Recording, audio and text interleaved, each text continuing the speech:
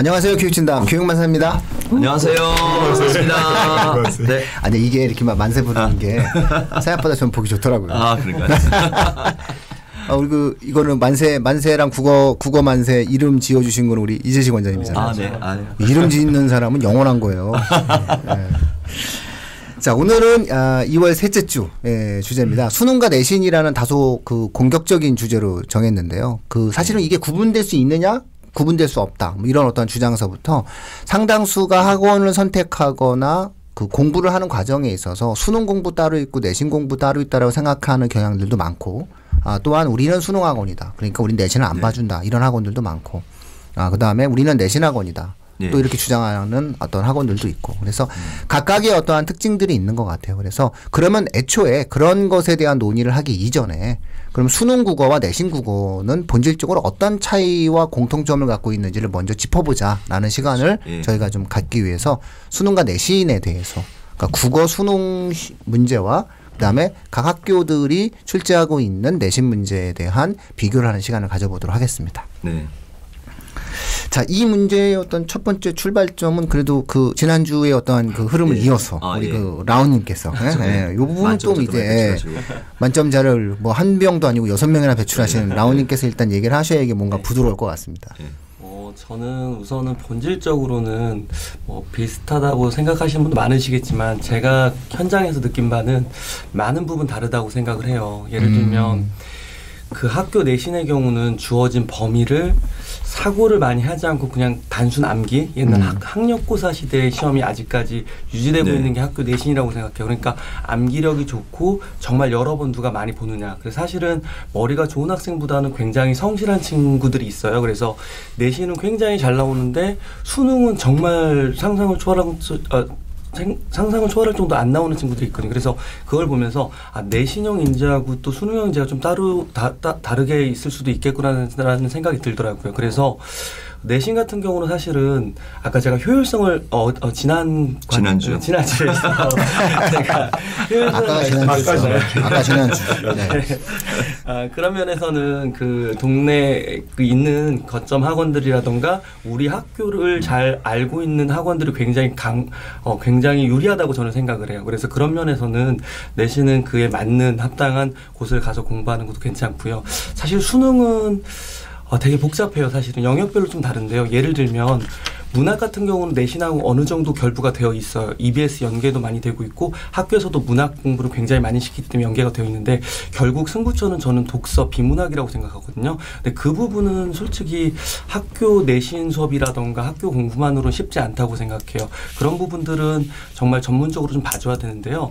꼭 무슨 대치동 유명 강사를 가거나 그런 것이 중요한 건 아닌 것 같아요. 제가 봤을 때는 학생의 수준에 맞게 그 학생을 잘 알고 계속 훈련시켜주고 연습시켜주는 선생님께서 좋은 선생님이라고 저는 생각을 해요. 그래서 그런 면에서는 제가 동네에 있어서 그런 건 아니고요. 수능마저도 사실은 학생을 잘 파악하는 선생님이 가르칠 때 또 효과가 나오지 않을까 저는 그렇게 생각을 하고 있어요. 그래서 제가 잘 말씀드리고 있는지는 모르겠지만요. 학생에 대해서 한 명 한 명 그 관심을 가지고 그 학생의 성향에 맞게 가르쳐 줄 수 있는 선생님이시라면 어디를 보내셔도 저는 사실 크게 문제는 없다고 생각을 하고 있거든요. 두서없이 말했습니다. 저는 이제 라온님의 말씀을 좀 이어서 그 내신과 수능에 대한 이 차이점을 보려면 먼저 시험지에 대한 이해부터 해볼 필요가 있을 것 같아요. 근데 이제 저희들은 이제 당연한 건데 이제 우리 학부모님들이나 또 청취자분들은 모를 수도 있잖아요. 그래서 잠깐 말씀드리면 보통 중학교, 고등학교 때 시험지를 보면 내신 시험지라는 게 보통 중간고사, 기말고사 이렇게 말을 하잖아요. 그 시험지가 보통 보면 한 8페이지 정도 구성되어 있거든요. 보통 한 페이지에 한 800자리에서 1000자 정도 나온다고 치면 한 뭐 8,000자 정도에 되는 어떤 시험지를 이제 50분간 또는 이제 중학교는 45분간 푸는 거예요. 그런데 이 시험의 특징은 뭐냐면 다 배운 범위를 푸는 거죠. 그러니까 배운 범위를 푸니까 아이들이 학습이 되고 학습에 의해서 어떤 암기뿐만 아니라 예측도 가능한 시험이 될 수가 있어요. 그러니까 누가 더 꼼꼼하게 그걸 체계적으로 분석하느냐에 따라서 달라질 수 있는 시험이 되거든요. 그러니까 아이들이 어떤 어느 정도 사고력이 좀 부족하더라도 성실도가 좀 되게 좌우가 되는 시험이 내신 지필고사. 그다음에 이제 보통 저희가 수능이라 말하는 시험은 저희가 이제 16페이지를 보잖아요. 거기도 한 페이지에 보통 1000자 정도 나온다 가정을 하면 한 16,000자 정도의 것을 80분이라는 시간 내에 풀어야 돼요. 근데 대부분의 아이들이 시간에 대한 되게 부담을 느낄 수밖에 없고 전체 통계를 내보면 3분의 2 이상이 시간에 못 풀었다. 또 시간이 쫓겼다라고 나온다고 봤을 때 읽기에 대한 능력, 그러니까 문해적 사고력이 되게 뛰어난 부분들이 필요하거든요. 근데 그것도 단순한 속독이 아니라 저희가 이제 이해를 기본적으로 이제 하는 게 아니라 정보에 대한 습득을 통해서 그걸 다시 평가해서 재추론하는 과정까지 가야 되는 거죠. 그러니까 굉장히 논리적이고 종합적 사고력이 필요한 거예요.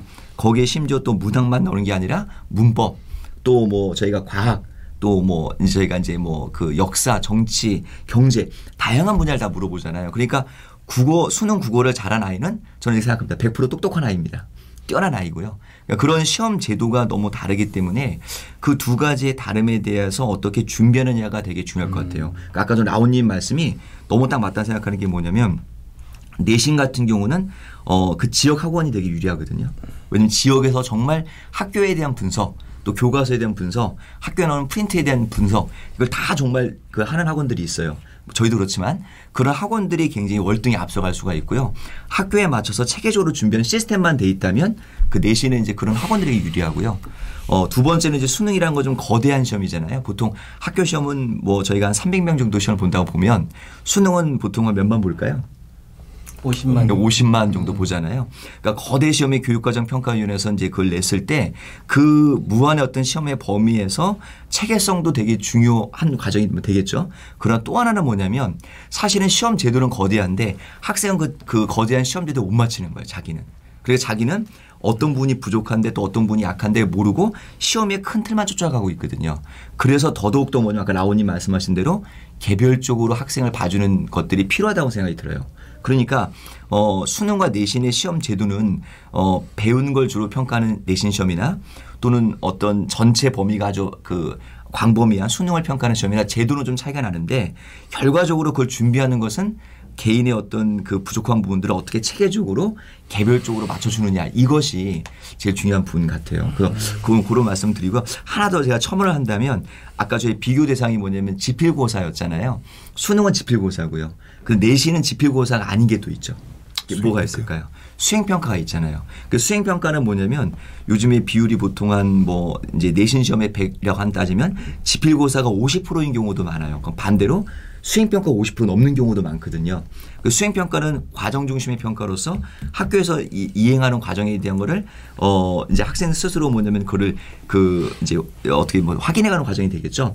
그 과정에 대한 부분은 특히나 이제 뭐냐면 선생님들의 도움들 그 개별적 맞춤 도움들이 되게 중요할 때가 있습니다. 그래서 약간은 이제 지필고사로 따져도 어떤 시험에 대한 맞춤식 준비가 필요하지만 수행평가 같은 경우는 학생들의 정말 개별적인 맞춤식 준비가 많이 필요한 제도가 아닌가 생각해 봅니다. 네. 그러니까 이 내신과 수능이 좀 다르다는 이야기가 지배적인 것 같아요. 이 내신과 수능이 다른 게 정상적일까요? 바람직한 걸까요? 어떻게들 생각하십니까, 대표님?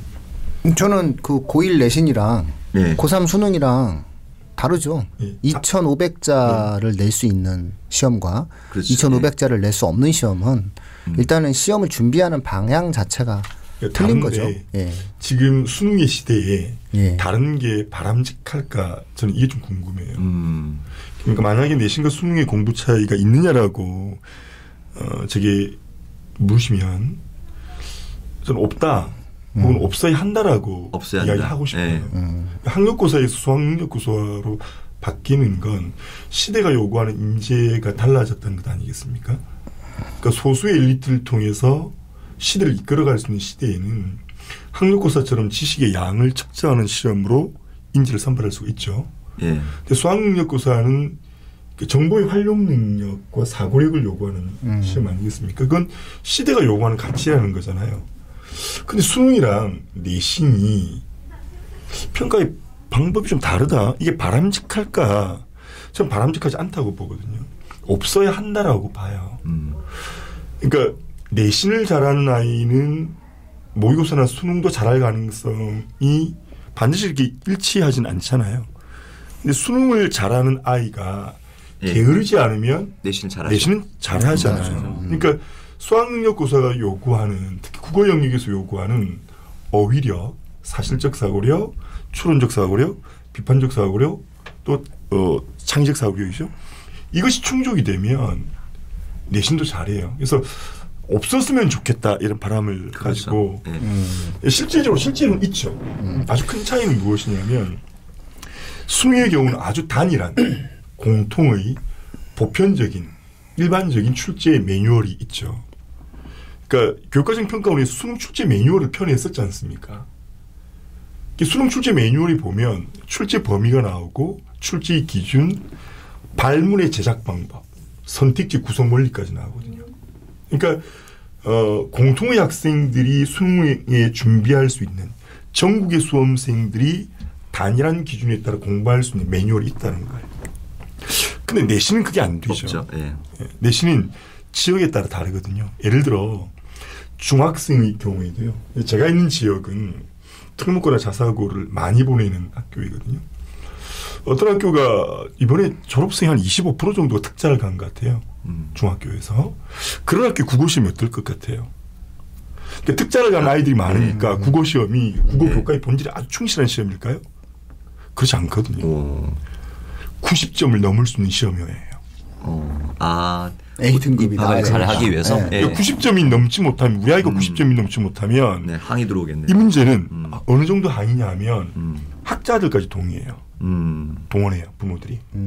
그래서 그 문제 오류를 반드시 잡아내서 복수정답을 처리하거나 재실치기 한다는 거죠. 지역에 따라 내신이 달라요. 고등학생들의 경우에도 이제 수능으로 많이 이렇게 대학을 가는 지역이 있는 반면 또 지역 간에 편차가 많이 있어서 내신이 대학을 가는 아주 중요한 도구인 경우라면 또 다르거든요. 지역에 따라 다르고요. 공립이냐 사립이냐에 따라서도 굉장히 달라요. 사립학교의 경우는 최근에 기간제 교사의 비율 굉장히 중요하잖아요. 그래서 제가 제 지역에 있는 자사고로 굉장히 깐 적이 있었어요. 왜냐하면 비정규직 교사의 비율이 50%가 넘는 거죠. 그러니까 비정규직 교사의 실력이나 열정이나 아이들에 대한 애정이 부족한 것이 아니라 그들은 굉장히 몸을 사릴 수밖에 없어요. 그렇죠. 출제감이 있어서도. 그러니까 출제 오류가 발생해서 교과운영위원회가 개최가 되면 이번 심할 써서 와야 돼요. 그러니까 출제를 하는 데 있어서 굉장히 조심해야 되죠. 말씀하셨던 것들처럼 사고력 따위 중요하지 않아요. 그 답이 명명백백하게 답이어야 돼요. 근데 우리는 문항을 개발할 때 분명히 매력적 오답을 선지로 구성해야 되거든요. 근데 매력적 오답을 구성할 수가 없다는 거죠. 또 하나는 이게 아까 말씀드린 것처럼 수능은 명확한 출제 매뉴얼이 있는데 내신은 교실에서의 분필진 교사가 갑이에요. 그렇죠. 그러니까 어떤 이야기를 하냐면 출제에 오류가 분명히 있어요. 제가 부산의 대표적인 두 학교가 한 시험에 두 문제가 명백한 오류예요. 그러니까 출제 매뉴얼에 따르면 명백한 오류예요. 보기를 활용한 문제가 보기를 활용하지 않아도 되는 답을 만들었어요. 그렇죠. 보기와 무관하지 않은 답을 만들었어요. 그래서 그걸 그 학교 교무부장에 해당되는 국어 선생님에게 따졌더니 뭐라고 이야기했냐면 우리는 우리 교실에서 약속했다. 네, 다 배웠다. 내가 교실에서 이렇게 가르쳤거든. 예. 그래서 이것도 답이 맞다. 그렇죠. 전제가 됐다. 네, 그래요. 그러니까 이 내신 시험은 아까 말씀드렸던 이 다양한 요소에 따라 일정 기준이 멋있다 그 사람. 없어요. 결국 제가 그 시험 두 문제 모두 다 제시쳤어요. 네. 근데 제시를 치면 어떻게 되는 줄 아십니까? 네. 변별력 있는 문제를 못 내요. 예. 제시를 치면 두 문제를 거의 전교생이 다 맞힐 수 있는 문제를 낸다고요. 예. 그래서 내신의 경우는 분필진 교사, 학습지를 나누어준 교사 이것에 따라 다 다르기 때문에 내신은 그야말로 양이 투입되는 공부인 것이고요. 수능의 경우는 그야말로 출제 매뉴얼에 따른 교과 역량이 필요한 그런 시험이 아닌가 싶습니다. 그래서 내신 공부 잘하려면 수업 시간은 크게 뜨고요. 저는 어떤 것까지 하냐면 아까 말씀하셨던 내신이라는 게 성취도 평가뿐만이 아니라 세부능력 특기사항에 들어가는 선생님의 멘트도 고려를 해야 되지 않습니까? 저는 어떤 연습까지 시키냐면 제가 수업 시간에 질문을 해요. 야, 제시가 이거 뭐니라고 하면 아유 이렇게 대답하라고 그럽니다. 예 선생님 네. 대답하겠습니다.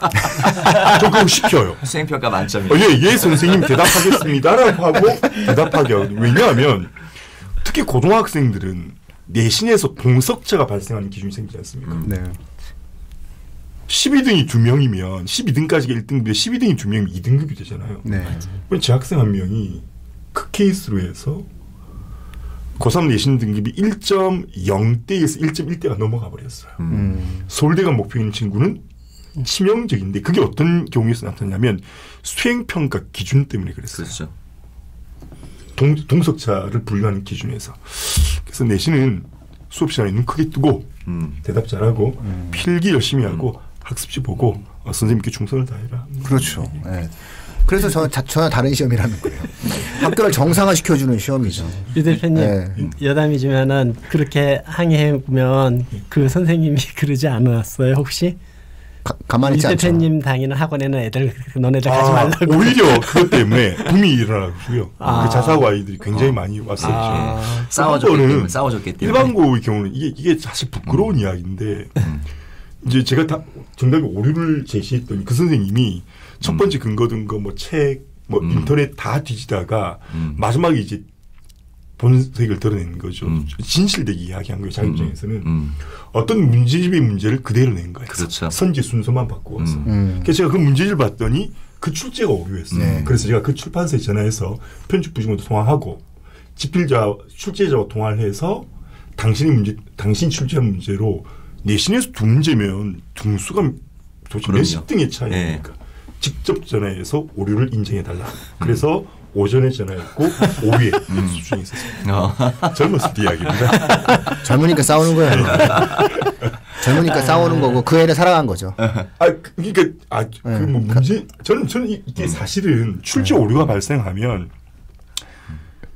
이게 교과 운영위원회에서 정정할 수 있는 절차가 되잖아요. 네, 절차되죠. 수능도 공무원 고시도 오류가 얼마나 많습니까? 그런데 선생님이 저는 그래서 이제 그 비교과 컨설팅 할 때 학교 회장에게 너희 학교에 그 출제 오류와 관련된 정정 기관을 공식적으로 만들어라 그랬어요. 그러니까 개인 아름으로 가서 선생님 겁먹지 말고 내가 이 말하면 선생님 혹시 세팅 이상한 거 써줄까 봐. 그렇죠. 실제로 뭐 학교에서 과학 시험인데 공통과학에 물리 시험을 낸 거예요. 그러니까 아이들이 우리 안 배웠어요 그러니까 야 니들 다 배웠잖아. 공통과학에 물리가 있긴 있으니까. 따지면 따져봐. 니들 생기부 누가 써? 이게 실제로 교육 현장에서 일어나고 있다니까요. 그러니까 저는 그 학교 운영위원회나 학생 그 간부들이 이걸 좀 공식화해서 시험을 치고 나면 3일 이내 혹은 일주일 내내 이의신청을 하는 것들이 전 학교에 공식적으로 좀 이루어져서 선생님들도 부담이 없어지거든요. 그렇죠. 그러면. 근데 좀 그 문제 출제 오류는 일단은 우리 학원 애들이 많이 맞았냐, 절 맞았냐 확인하잖아요. 저는 죄송합니다. 제가 평소의 이미지와 좀 다르게 반응을 해서 정말 죄송한데. 깜짝 놀랐어요. 일단 저는 야, 우리 애들 많이 맞았어. 뭐 일단 물어봅니다. 일단 저도 사람인지라 많이 맞는데 이제 저쪽 얘기하면 그 누군가 지적을 하겠지. 명확해, 명백해. 주로 이제 문법이 이제 예를 드는 거잖아요. 근데 실제로 이제 그 예전에 제가 되게 이뻐하는 학생이 있었어요. 되게 이뻐하는 학생이 있었는데, 대원외고 학생이었는데, 이제 학교 시험을 이제 딱 치르는데, 제가 이제 컨설팅하고 초창기였어요. 근데 그 학생이 이제, 얘기를 하죠. 쌤, 우리 국어 선생님이 기가 장난이 아니에요. 딱 이러는 거예요. 그래서 대원외고가 어느 정도였냐면은 법과사회라는 교과 과목 선생님을 교체했거든요. 법과사회가 하도 건판사 부모님들이 많으시니까 이 초창기에 법과사회 시험 문제를 거의 사법시험 1차 수준으로 낸 거예요. 거의 막, 왜냐면은 그렇게 안 내면은 이게 문제가 안 되니까. 그래서 결국은 학부모들이 항의해가지고 아예 그 서울대학교 법대가 사라지는 그 흐름 속에서 이제 법과사회라는 선생님 자체도 이제 막 그 초창기에 없앴던 그런 어떤 상황이니까 대원외고 학생인데 이제 국어 선생님이 까다로워요 딱 그러더라고요. 그래서 제가 이제 야, 너 아무리 봐도 그 국어 선생님이 일을 낼 것 같으니 국어 선생님 노트랑 수업을 한번 잘 봐봐 그랬어요. 그랬더니 이제 막 이제 갖고 오더니 쌤. 이 문제를 이 쌤이 이렇게 가르쳐요. 예를 들어 답이 4번인데 이 선생님이 3번으로 가르쳐요. 그래서 그래? 이거 뭐죠? 그래서 야 한번 봐봐. 이거 3번이래요. 이 선생님은. 수업 시간에 자기가 이런 논리로 3번이래요. 딱 이렇게 얘기하는 거라서. 시력이 안 좋으셔서? 아니요. 그게 아니라 그렇게 해석될 수도 있는 거죠. 네, 뭐 월선언 같지는 않아요. 이게. 월선언 같지는 월선언 같지. 이게 월선언은 명확하게 그분이 잘못 가르친 거지만은 이거는 아니에요. 그래서 이제 그래? 야 이건 그러면 이거 그래서 애가 그러더라고요. 선생님 이거 나오면 어떻게 나와요? 미친구만. 3번. 학교 내시는 3번. 선생님이 이렇게 했는데 3번 이렇게 얘기했어요. 순간이 괴로워요. 예, 딱 그랬어. 예, 타고 갔어요. 근데 그 문제를 냈어요. 그 문제를 냈고 그게 그해 대원외고에서 가장 오답률이 높은 답이에요. 그래서 애들이 다 4번이라고 했을 거 아니에요. 제 애는 3번이라고 그러고. 그때 학교 애들이 가만히 있나요? 뭐 학원 얘기하고 학교 문제집 얘기하고 딱 그랬더니 잘 기억하지 못하나 본데 며칠 날 이반은 며칠 날 내가 이 내용을 이렇게 수업했어라고 딱 얘기를 한 거예요. 선생님이. 여기서 이제 똑똑한 애들이니까 금방 알아들은 거죠. 더 저항하면 안 되겠구나. 안 되는 이게요. 이렇게 된 거죠. 이게 내신의 특징인데요. 어떤 데까지 있냐면 동일한 문제에 동일 학교 선생님들의 답에 대한 견해가 달라요. 그러니까 한 반에 들어간 선생님 4분인데 한 분만 3번을 답이라고 하고 3분이 그렇죠. 4번이 답이라고 해요. 그건 답은 누구의 답이 될 것인가. 그 선생님의 보직에 따라 달라져요. 그러더라니까요. 누가 고참 선생님이냐에 따라 달라요. 네, 뭐 또, 내신. 어쨌든 내신은. 지금 내신에 대한 불신으로 지금. 아니죠. 저는 내신에 대한 불신이 아니라 내신은 명확한 근거를 갖는다는 거예요. 그렇죠. 그러니까 정확한 근거가 있고 저는 제가 한 건 한 게 뭐냐면 그 친구한테 야, 내가 선생님 한 건 해줬지 이렇게 얘기한 게 뭐냐면 옳고 저는 그 3번으로 설명한 선생님의 견해도 그 이름 타당하다 생각했어요. 그리고 분명히 학교 문법 체계 속에서 그렇게 수업을 해도 상관이 없어요. 그러니까 그거는 틀린 게 아니에요. 그 선생님이 틀린 게 아니라 시중에 문제집이 틀릴 수 있는 거거든요. 그런 거기 때문에 그렇죠. 사실은 그 선생님이 오히려 더 멋진 문제를 찾아낸 거예요. 문법이 자신의 어떤 견해 속에서. 특목고 자사고의 문법이 좀 그런 것 같아요. 일반고에는 그런 경우 별로 없는데 특목고 자사고의 문법이 학교 문법의 수준을 넘어선 그렇죠. 학문 문법의 범주까지 확대해서 내서 방금 말씀하신 것처럼 2개 이상의 견해로 이해되는 문제를 내버리거든요. 그렇죠. 그러니까 선생님의 논리가 맞죠. 네. 그래서 여기서 제가 말씀드리고 싶은 건 학교 내신이라고 하는 거는 학교에서 답을 찾아야 되는 거거든요. 맞아요. 학교의 과정 속에서 답이 있는 거기 때문에 그러면은 학교에서 공부하는 내 아이와 가장 밀접하게 호흡하는 선생님한테 그런 학원들이 가장 잘 우리 애한테 도움을 줄 수 있는 요소가 된다는 거예요. 그러니까는 일주일에 한 번씩 왔다 갔다 하시는 분들이 사실상 내신 대비를 할 수 있는 영역은 아니지 않느냐라고 얘기하는 게 이제 이런 부분인 거죠. 맞춤식 진행이 되는 거죠. 저 같은 경우는 내신 공부 하는 일이 제일 바쁜 게 학생들 교과서 스캔하는 거, 그렇죠. 학습지 스캔하는 거 보면 1반하고 5반하고 달라요. 그러면은 그 두 개에서 선생님한테 한번 여쭤봐봐 다른 반 이렇게 가르칠 때라고 하면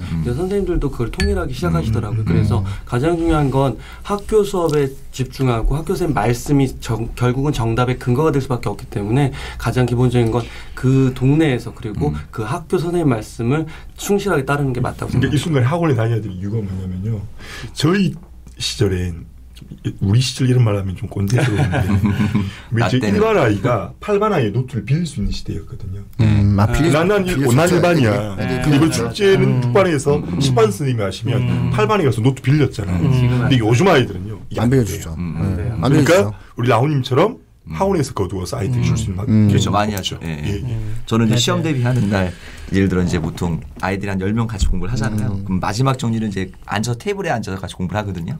하면서 이제 아이들이 교과서를 다 꺼내요. 그래서 배웠던 것 전부 총 복습을 같이 하는데 하다 보면 중간에 아이들이 달라진 아이들이 있어요. 우리 선생님이 이렇게 알려줬다고. 근데 그 정보가 때에 따라 적중이 돼요. 그래서 바로 시험 다음날 나와요. 너무 아이들이 감사하고 저는 하는데 진짜 이 부분에서 어떤 반은 알려준 내용을 다른 반은 안 알려줬다는 얘기죠. 그 공정성에서는 사실 좀 약간 아이들에게 좀 미안한 마음도 좀 있다고 생각이 들거든요.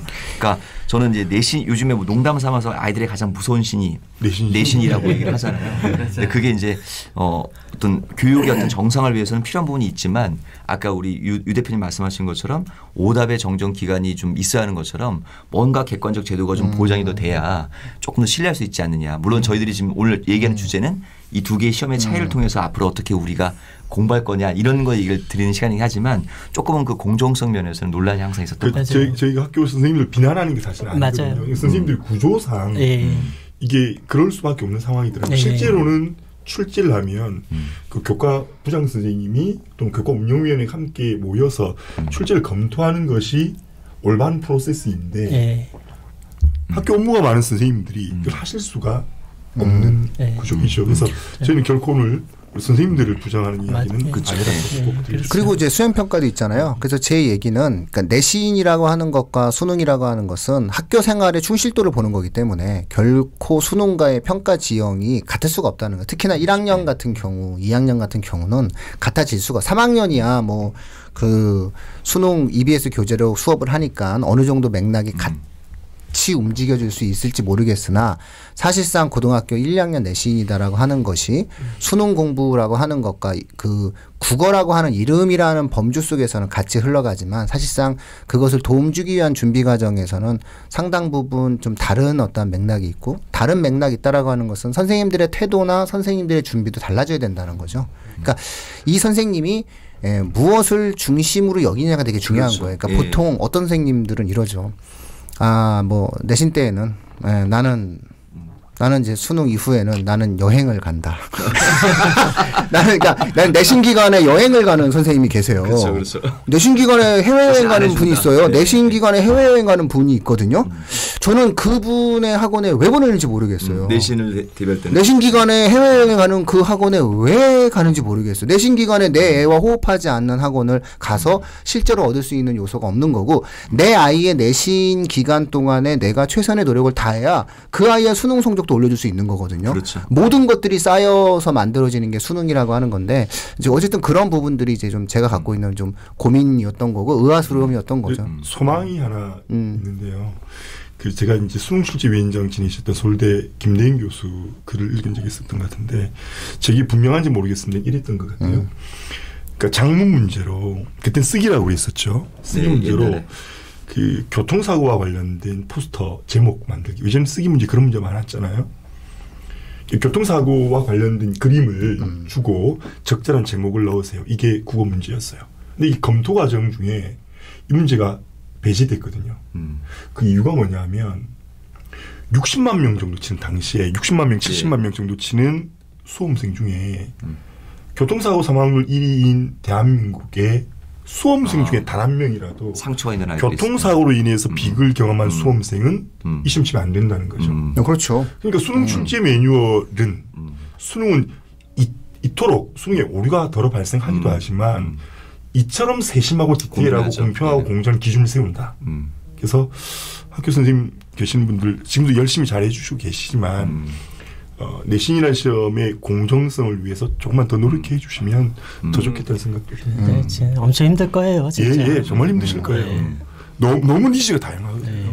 교육과정평가에서 출제할 때 보통 한 달 하지 않나요? 근데 그 수능이 가지고 있는 그 물량이 주는 문제의 퀄리티는 그 이미 수능을 대체할 만한 그 어떤 권위도 확보할 수 없을 정도로 완벽하죠. 그러니까 사실은 대한민국에서 만들어지는 객관식 시험 중에서 수능보다 더 좋은 객관식 시험은 없죠. 만들 수가 없는 거예요. 그렇죠. 그거는 출판사들도 불가능한 거고 네. 그 어떤 뭐 모의고사도 안 되는 거예요. 그래서 사실은 이제 수능이라고 하는 것은 그 모든 학생들을 보는 이례적인 형태의 시험인 거고 그러니까 수능은 그래서 그 입시 제도에서 그만큼의 권위를 갖는 거고 나머지 또 내신은 또 내신대로의 권위를 가져야 되는 거. 그 아이가 뭐 단지 국어 학습적인 능력만 있는 게 중요한 게 아니라 학교 선생님, 국어 선생님이랑 같이 시를 열심히 쓴 애가 높은 점수를 받는 게 맞는 거거든요. 이 아이가 같이 연극을 하자고 했을 때 선생님이랑 같이 열심히 연극 배역을 통해서 열심히 노력을 한다거나 탐구 리포트를 잘 쓴다거나 이런 아이들에게도 또 높은 점수를 주는 게 내신이기 때문에 저는 사실상 이제 앞으로 시간이 흘러가면 갈수록 그리고 저학년으로 되면 될수록 내신이라는 시험과 수능이라고 하는 시험이 가지고 있는 내용들 자체도 이제 지금은 거의 밀접하게 흘러가지만 점점점 조금씩 좀 벌어지지 않을까라고 좀 예상을 하고 있었던 부분이죠.